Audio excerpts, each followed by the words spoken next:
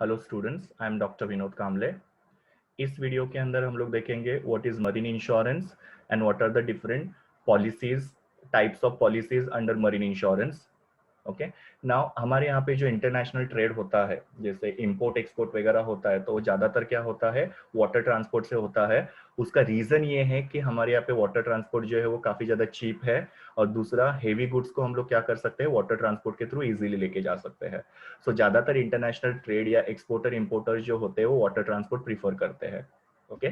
So marine मतलब क्या होता है, marine is nothing but the sea, या समंदर को हम लोग मरीन बोलते हैं।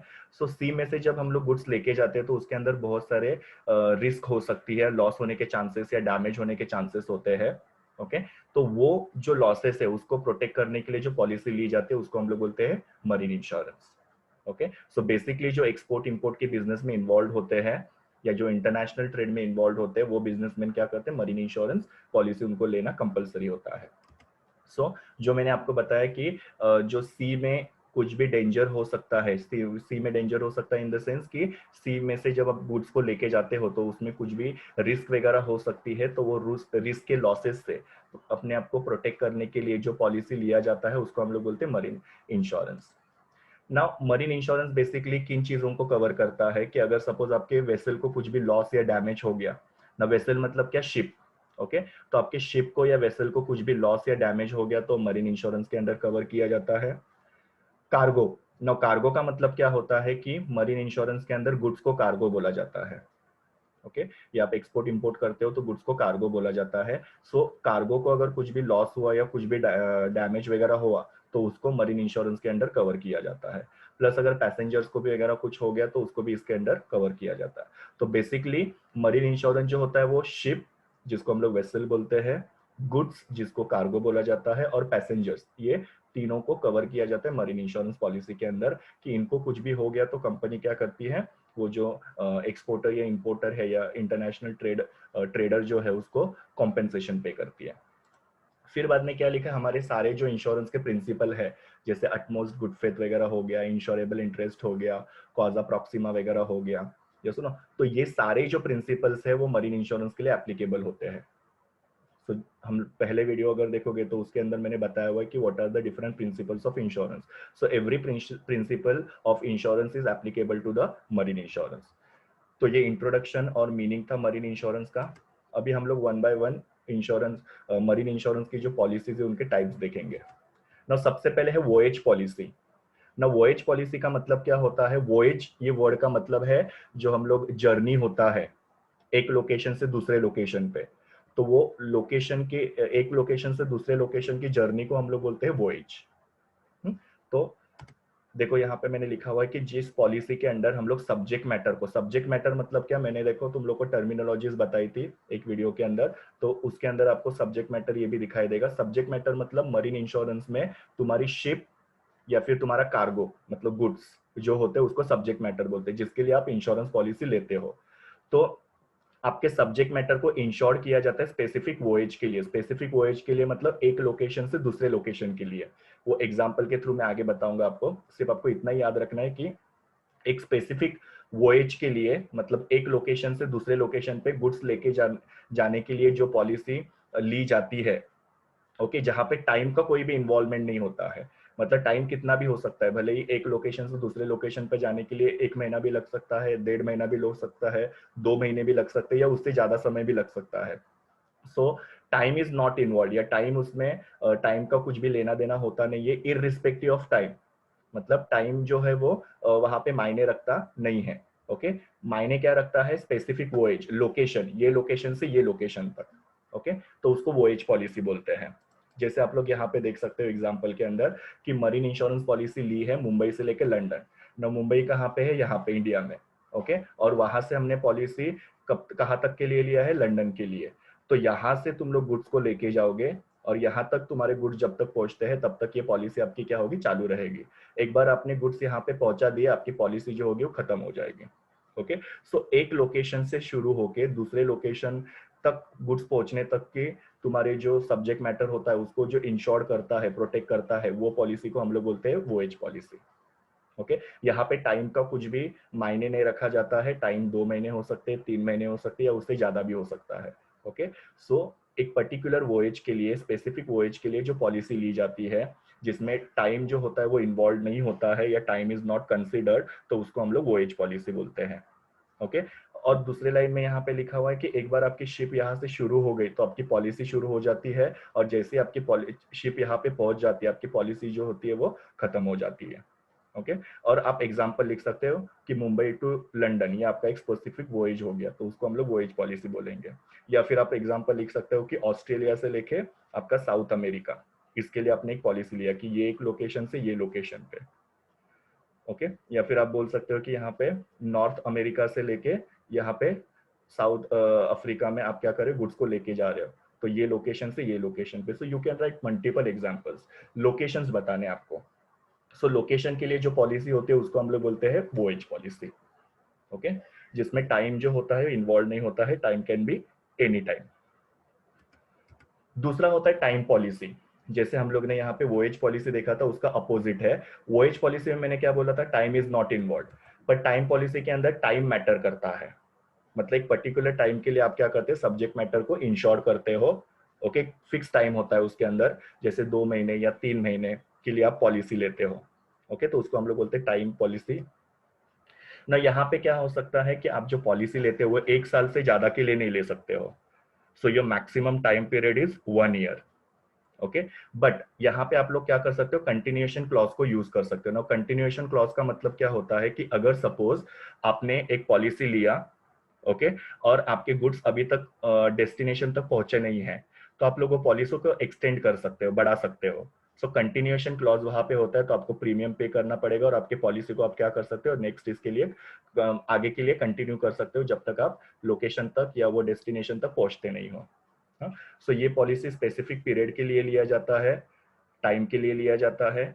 बट वो टाइम खत्म हो गया, आपकी पॉलिसी खत्म हो गई और आपका अभी तक जर्नी बाकी है, तो आप लोग उसमें क्या कर सकते हो, उसको आप आगे कंटिन्यू क्लॉज यूज करके पॉलिसी को एक्सटेंड कर सकते हो। तो वो यहाँ पे बेनिफिट है। सो वही मैंने यहाँ पे मीनिंग लिखा हुआ कि कंटिन्यूएशन क्लॉज का मतलब क्या होता है कि अगर आपका वोएज कंप्लीट नहीं हुआ है, जर्नी कंप्लीट नहीं हुआ है स्पेसिफिक टाइम के अंदर, तो आप आपके पॉलिसी को क्या कर सकते हो, आगे कंटिन्यू कर सकते हो जब तक आपका ये जर्नी जो है वो कंप्लीट नहीं हो जाता। सो उसको बोलते हैं time policy. So specific voyage policy जो होता है स्पेसिफिक वोएज के लिए, स्पेसिफिक जर्नी के लिए होता है, और टाइम पॉलिसी जो होता है वो स्पेसिफिक टाइम पीरियड के लिए होता है।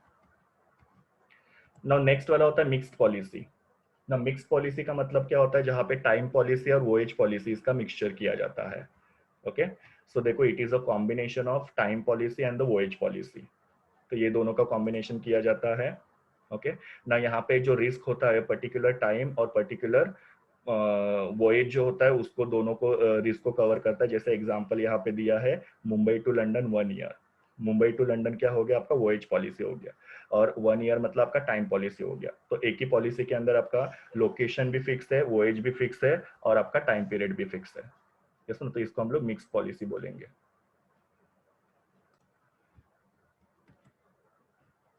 नाउ नेक्स्ट होता है आपका valued policy. Now valued policy के बारे में थोड़ा सा आप समझ लो कि कुछ गुड्स जो होते हैं उसकी प्राइस जो होती है वो डिटरमाइन करना या फिक्स करना थोड़ा डिफिकल्ट होता है। यहाँ पे देखो मैंने एग्जांपल दिए हुए हैं यहाँ पे कि आप क्या कर रहे हो कि सपोज आपके पास पेंटिंग है या आप स्कल्पचर, मतलब आपके जो ऐसे स्टैचूज वगैरह जो होते हैं वो आप बनाते हो।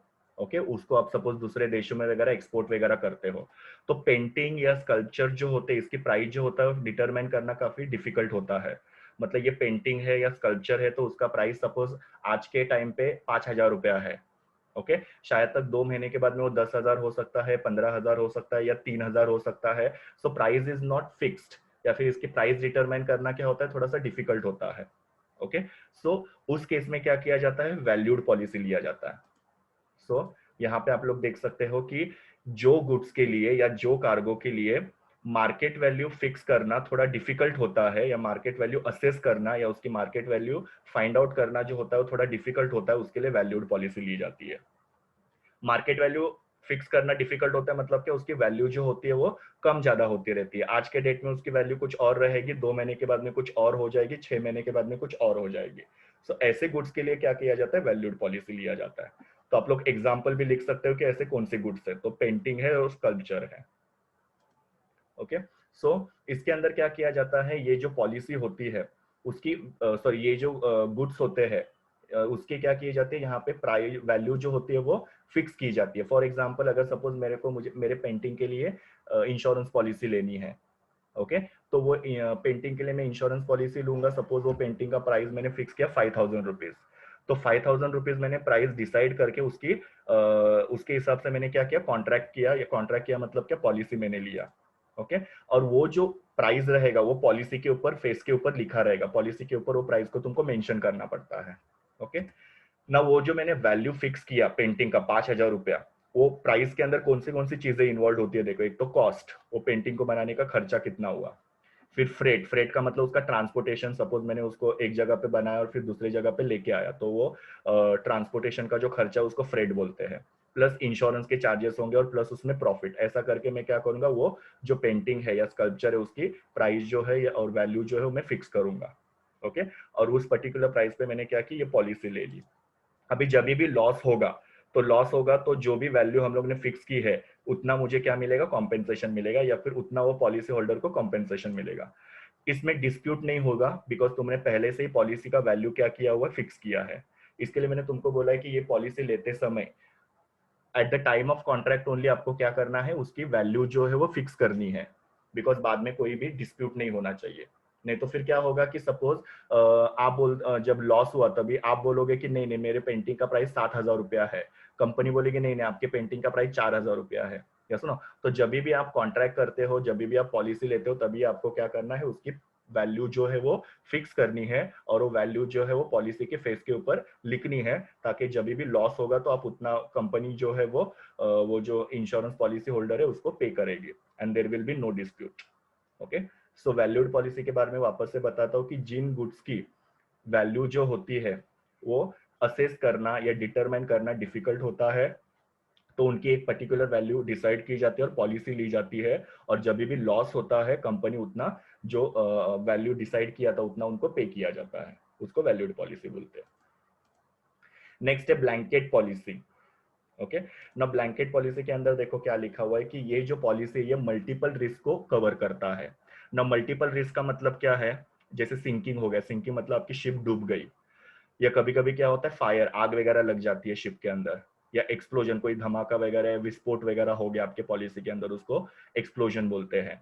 या कभी कभी आप गुड्स को शिप के अंदर लोड करते हो, मतलब लोड करना मतलब शिप के अंदर गुड्स को रखना, और अनलोड का मतलब क्या होता है, शिप के अंदर से गुड्स को निकालना। सो जब भी आप गुड्स को शिप के अंदर रखते हो, लोडिंग के टाइम पे लॉस हो सकता है या कुछ डैमेज हो सकता है, या अनलोडिंग करते समय क्या हो सकता है, कुछ डैमेज वगैरह हो सकता है। तो ये सारे लॉसेस को, मल्टीपल लॉसेस को या मल्टीपल रिस्क को ये पॉलिसी क्या करता है, कवर करता है। ओके, नाउ ये मल्टीपल रिस्क जो होता है ये सिंगल प्रॉपर्टी के लिए हो सकता है। सिंगल प्रॉपर्टी मतलब सपोज आपकी एक शिप है तो आपका सिंगल प्रॉपर्टी हो गया, या फिर आपकी मल्टीपल प्रॉपर्टी को भी इसके अंदर कवर किया जाता है। मल्टीपल मतलब आपके अनेक शिप है, यस ना, तो उसको भी कवर करता है। तो आपको कैसे याद रखना है यहाँ पे कि जो पॉलिसी मल्टीपल रिस्क को सिंगल प्रॉपर्टी के लिए या मल्टीपल प्रॉपर्टी के लिए कवर करता है उसको ब्लैंकेट पॉलिसी बोलते हैं।